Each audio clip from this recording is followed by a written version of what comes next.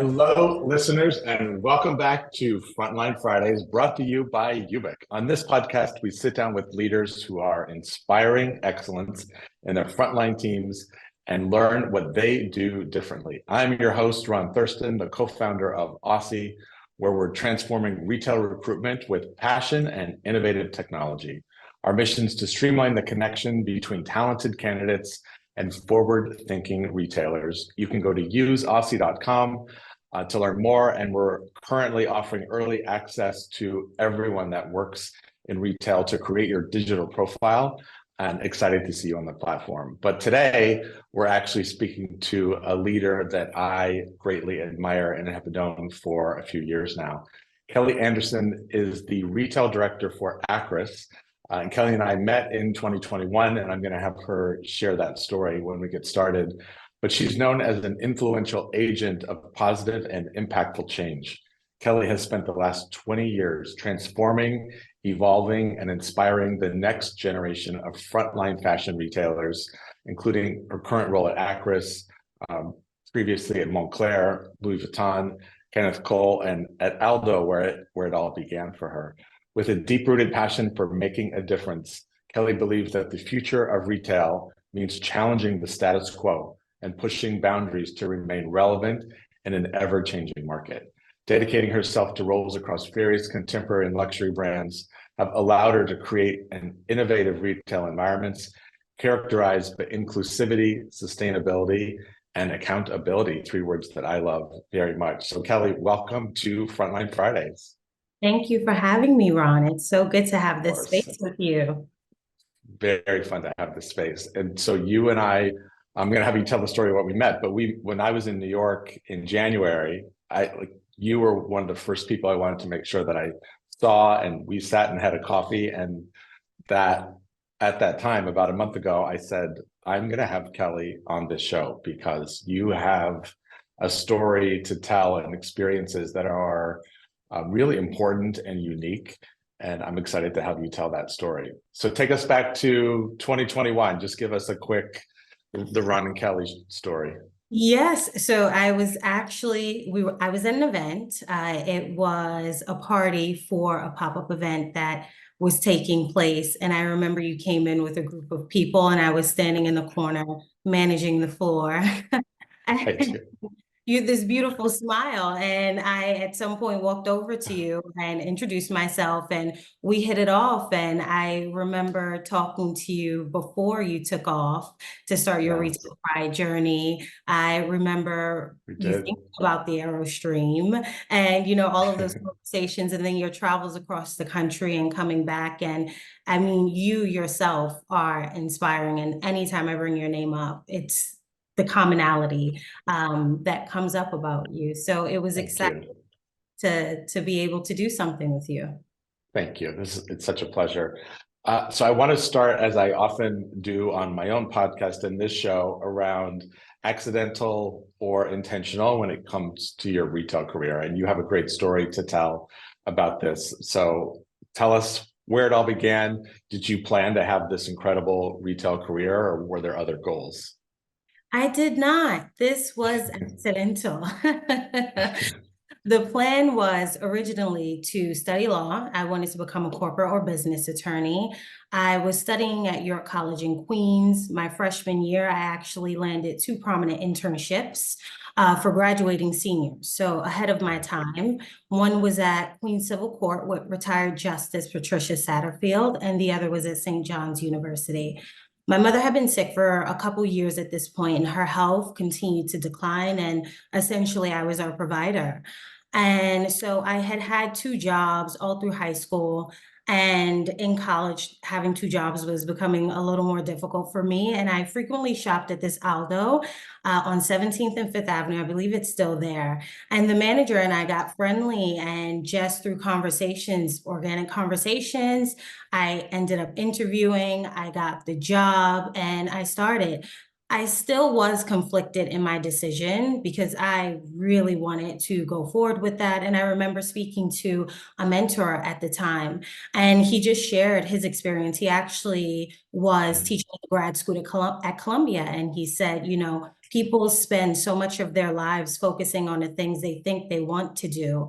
Focus on what makes you happy now and let it grow from there. And so I dived all the way in and never looked back. And when the education you had kind of strategized and already accomplished in those internships, where does that show up in your leadership today? How do you use that to it's inform your communication? It's my ability to negotiate. Uh-huh. Best solution for the team and the business. A lot of times getting to the end result, the vision that the team has versus, what the corporate message is. Sometimes it's a little muddled in what it should look like or what it should feel like. And I think being able to negotiate a balance of what we give and how we give it and reshaping and shifting the ideas of how the store teams would feel about that outcome, or even the other end user, the client, I would say is probably where I use it the most, the negotiating part. So I take it away definitely from my experience in school. Incredible. Thank you. I want to jump and give you a moment to speak about Akris, because not everyone may know or be familiar with the brand.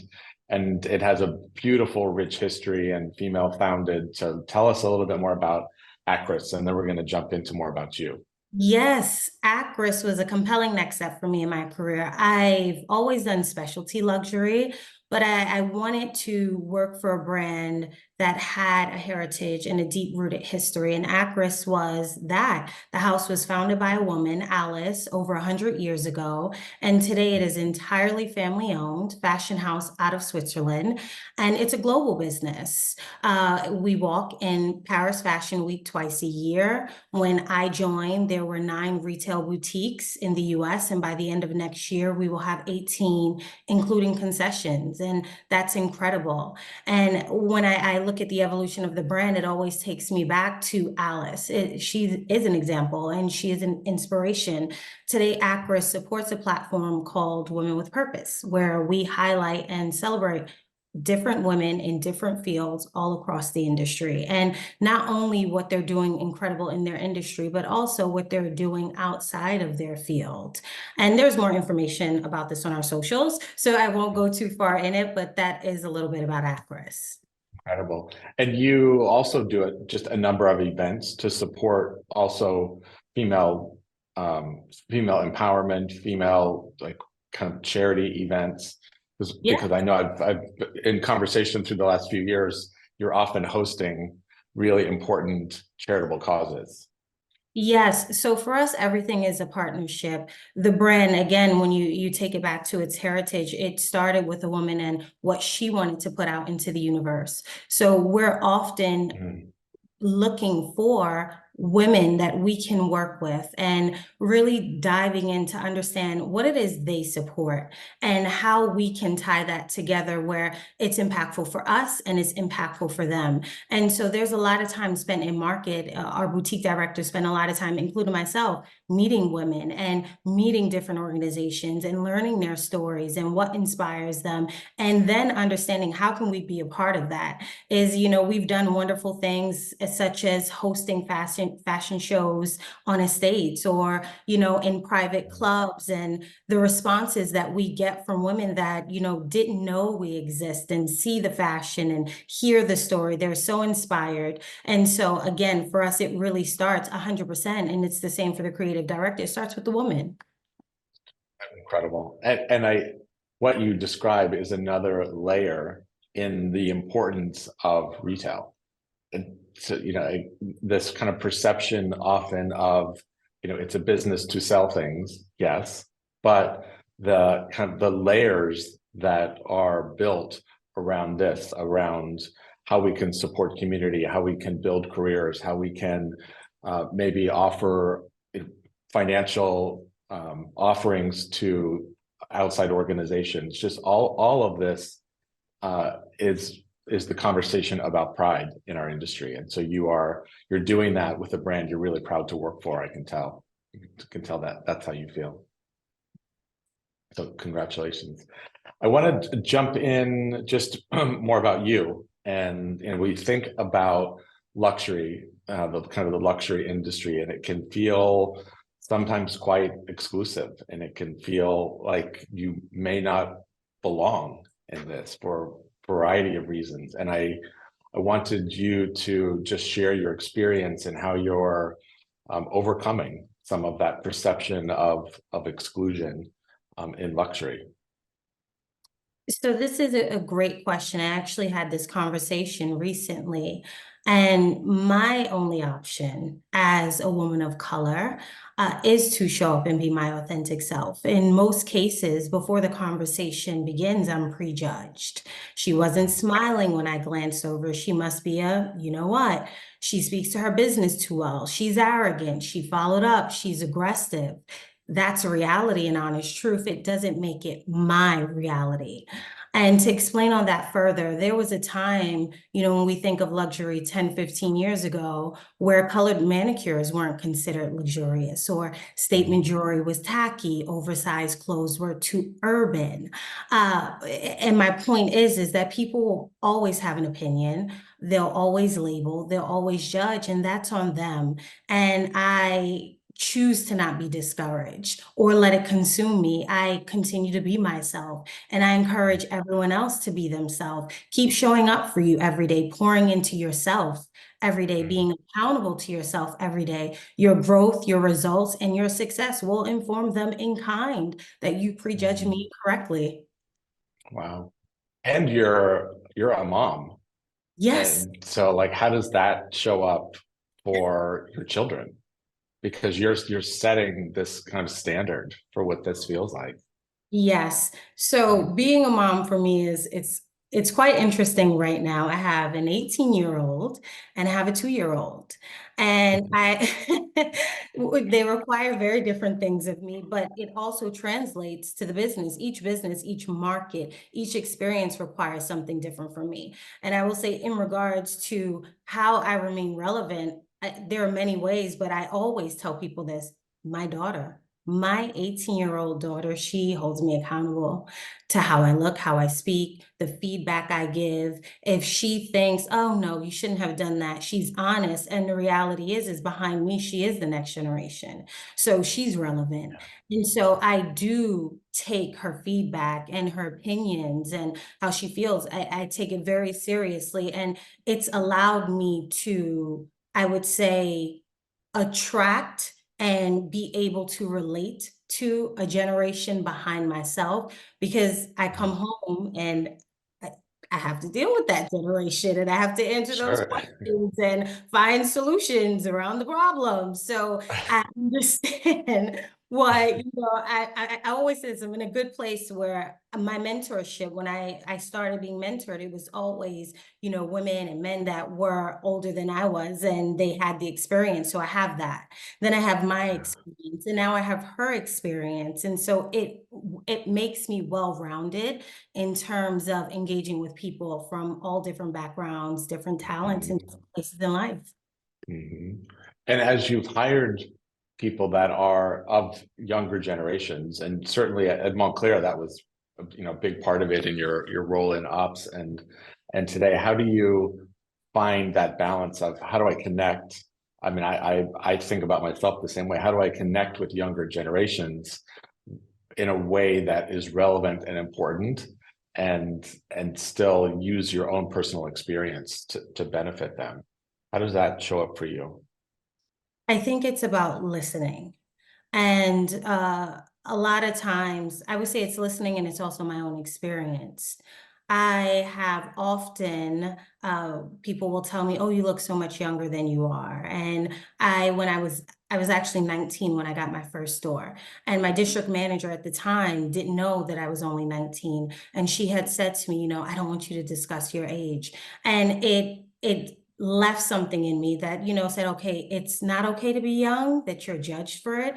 Although your results are there, although you're showing up and delivering every day, your age hinders you. And, you know, it also goes back to people saying that you need an MBA to be successful, or you need to speak multiple languages to be successful. And so I went through a lot of the challenges, even still today, that they are going through. So it allows me to authentically understand what they're going through, but also understand that this is our job. And for me, it's my career. I always say this to people: if this is something that you love to do, we have to find workarounds, because there are always going to be challenges. Nothing is easy. But we're not neurosurgeons. You know, someone's life is not in our hands. So how do we find small wins? And I think me being able to find small wins to celebrate someone the way that they want to be celebrated, not the way that I want to celebrate them, but in the way that they will receive and hear it, and coaching and giving someone feedback in a way that they will receive it, not necessarily the way that I want to give it, but being accountable to them. And so I think because I've had to be aware of myself, and it wasn't easy getting here to the space that I am now in my management style, but because I've always had to hold myself accountable to being aware, I am very conscious of the feelings of our industry. And so I think that allows me to relate. Something that I get from the sales team a lot is, you are just so authentic. Like, we see it and we feel it and we hear it, and it allows them to show up differently, because they know that I actually do understand. I come from the stores. I was there. Yeah, right. And because of that, can be really relevant in the conversations you're having, because you experience the same feelings, and that can be the feelings about a lot of different things. But I think all of us that come from the field have a different kind of depth of understanding of the daily challenge that goes into that. And some of that, you know, straightforwardly, is about dealing with the general public as strangers. And that's not easy always. Sometimes it's fun and sometimes it's not. And so it's also coaching the ability to be able to kind of brush it off and get back out on the floor. And I just, you learn that over time, and it sounds like you've been able to teach that and inspire people to be their best all the time. So thank you for that. I wanted, because this show is about Frontline Fridays and about celebrating the front line, but that really comes through great partnerships with everybody in an organization. Every part of a brand is about supporting the field where possible. So as you think about the industry and your experience and the brands you've worked for, where are we winning in supporting the field, and where do you see that we still have work to do? I would say, in terms of winning, the industry has evolved so much in terms of the assortment and services that we are now able to offer to clients. Going back to what I said earlier, when you really look at things of how, store uniforms are now, and how people can come to work with their hair. When I started, your hair was pulled back, away from your face, and your nails were neutral. Our industry has evolved where it's now producing products for the modern world today and what they want today. It's in a space which I think is beautiful, where the industry is no longer telling us what we want to wear, but they're actually producing the things that we want to wear. They're hearing us. And so I think that is the thing that is done extremely well. I think the opportunity remains is, how does that translate into our teams?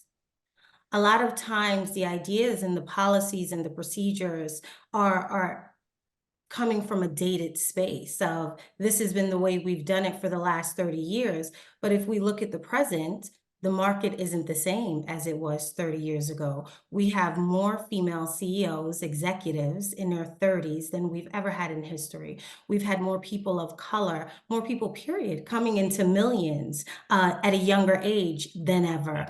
So the market is changing. And what that means is, if the consumer is changing, that also means that the experience in store is changing. So we have to do a better job on how we're holding ourselves accountable for our internal clients, because they're then responsible for giving the same experience to our external client.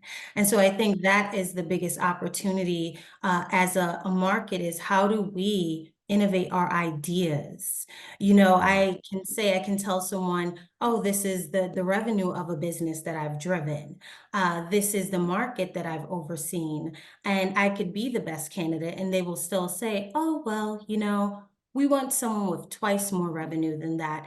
But this is also why brands themselves are finding themselves in these challenges that they're in, because they're innovating the product, they're not innovating the thought process. And so I think that that is where we need to challenge ourselves differently. Absolutely. Could not agree more. And the end result are things like high turnover rates and kind of lack of job satisfaction. And, you know, when sometimes you see reporting that comes out that 80% of everyone that works in retail is looking for a new job. I find that suspicious, yet I see that, and it's it's upsetting, to be honest, to me, because there is no reason why we'd have to say a large population of people that work in our industry should be looking for other work, because we have the resources and the tools and the knowledge to make every brand a great place to work. It's a choice, and it's an investment that you make. And I think we can do better very often, and encourage things that you're supporting, listening, learning, taking action. You know, a week of store visits should result in action. You know, not just oh my gosh, I love the field, but I've heard the field. These are consistent themes I've heard, and this is action that we're taking based on what I've learned. That's leadership at the corporate level. No, I couldn't agree more. But it's also, you know, it's where we're challenged. And again, me having this authentic conversation with you in this audience, this is a conversation I have with, you know, my managers, and I have with associates that I've mentored. And it's also why people relate to me, because one thing that I won't stop doing is pushing forward for that. I believe that our industry is an opportunity to work in a space where you get to be yourself at this point. I have traveled the world. I have made friends internationally, and going into law may not have given me that, but retail did. It's given me this energy, this youthfulness that I'll be able to carry on. And so for me, it's about how do I fight to get the industry to see that we have to show up a little differently. We can get better results. We can retain our talent. We can grow our business. Those KPIs that we want, they're attainable without pushing it down someone's throat. You know, you can make someone feel good about being coached. And again, my experience has led me to that. And even in one of my touch bases this week, I said to two of my leaders, I said, this year we're going to be accountable and we're going to show up. And that's what we're going to do. And so for me, and I know for the generation behind me, they just want to feel like they have a brand that is accountable and shows up for them. And accountability goes both ways. Yes, it And does. Yes, so, it so this is, you know, the perception. It Perception sure could be bottom up accountability, and I think it's top down for a lot of brands that have not chosen that path or held themselves accountable. So thank you for charging forward and thinking about ways to do that at the industry level. How has that, as you've moved from running, being a store, running a store, to leading a field team, how has that been a different way to influence from the top down, maybe from the bottom up, and that accountability? How has that changed for you? When you're in a store and you're showing up to this store 5 days a week, you're able to impact very differently. You get to know people, you get to know their dry sense of humor, which I definitely have. You get to know, you know, their quirks and their quirks and all of those different things, because you're together every day. And I would say when I got promoted the first time into the corporate office, that was probably the biggest transition for me. Is I had been working with a group of individuals that I was showing up to every day, and they were showing up. I knew what to do to drive them. I knew how to immediately celebrate them. I knew exactly how to coach them and give them feedback in the moment, because we were together every day. And, you know, in a sense, you create this extended family situation because you're together every day. When you're in corporate, it is the opposite. And a lot of times in corporate roles, the vision from HQ is you should be getting out and being in the field and getting to know your teams. But the reality is it doesn't happen that often. And so when you're managing, you think you can manage the same, but you can't. And so I've had to fall on my face a couple times to learn. And even today, I'm still learning. Every person, every business is different at different stages. But I would say now it's more about really what is the global message? What is the global vision? All of my decisions, all of my choices is not to just impact and to grow and inspire Akris in the US, it's globally. So it's always how do we hold ourselves accountable to a larger message? And I had to learn that differently being in a corporate role versus, you know, in your store, you have just a few list of KPIs that you're responsible for. And if something goes wrong, you know, it's a small mess up, but this in a corporate role is at a larger level. So for me, it's important when I am traveling in market, and I actually do spend a lot of time in market. And it is because I believe that it's important for me not only to get to know my directors, but their teams. Last year, and even this year, I have conversations with them. But one of the things I did last year, we had a really great year, is I personally called up every single book that broke $1 million. I wanted to know how they got there, what, you know, we did to support them in that, and what I could do differently in the new year to support them further, and what they felt was missing. And for me, it's those things I think at a corporate level that we need to do more in an organic way, not once a year because you're not going to get the full message, but doing it, dripping it over and over so you can actually understand like, oh, actually, if I did this here, I could get this result a lot quicker. Or if we switch this procedure or this thought process, actually get this result a lot quicker. So I would say for me, transitioning from store to corporate, it's really you're impacting at a larger level. A lot of times people don't get to know your dark sense of humor, or, you know, that you may not be smiling, but you're smiling, or your quietness isn't to offend them. You're just socially awkward. They know that, but at a corporate level, they don't. So how do you make yourself and reinvent yourself so that, again, you're relevant, you're approachable, you're compassionate, and you're present for the people that are in front of you? Wow. I mean, that's very powerful, and you're demonstrating what success looks like here and how to be, and your role is about influencing up and down and across and every part of your business, your part of the industry is really centered on your influence here. And I don't know that we think about it as being so influential, but that director of stores role is the one that has the greatest impact on the success of the business. I believe that to be very true. As someone that's held that role, much of everything has to come through you. And that is a great responsibility. And I know, because you said it, you're in stores all the time. Every time I speak to you, you've been traveling, just got back to travel, about to go travel. But that's how you do it. That's why you've had the success that you've had, because you've made that personal choice to spend as much time as you can in the field and demonstrate what that looks like. I just want to shout that out to you because it's admirable. It's admirable. I want to we have a couple minutes left. So I just wanted to just kind of wrap this up. You know, as we think about next generation, we talk about well-being and about being, thoughtful about career choices and how you balance some of that. So the travel, being a mom, being successful, a businesswoman, what does that balance look like for you? I'm still working on that.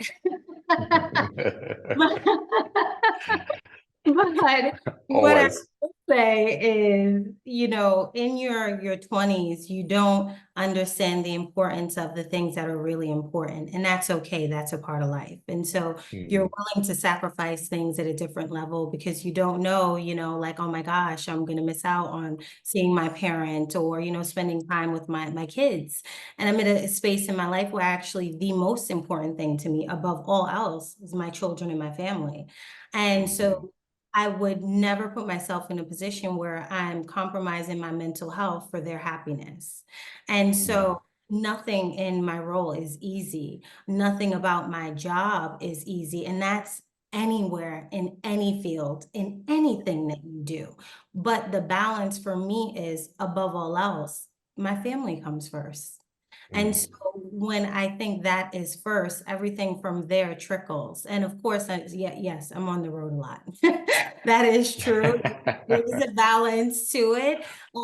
Thankfully, my oldest is, in college, so it's a little different. But with my little one, it's really just when I'm traveling, and when I'm working, I'm at work, and when I'm home, making sure that I tend to those things because that's where my push really comes from. It's from the love and nurturing of my Mhm.